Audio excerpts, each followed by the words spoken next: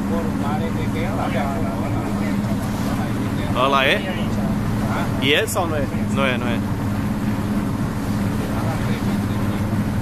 E, și asta-s destul de măricele. De asta de croazieră. Da, ca să le arăt să zici, domnule, uite, am trecut pe lângă el. Da?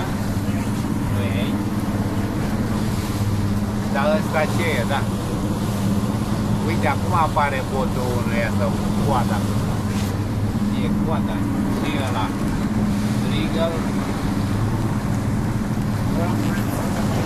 Royal Caribbean, e destul de mare ăsta. Aici sunt destul de mulți români care servesc pe el.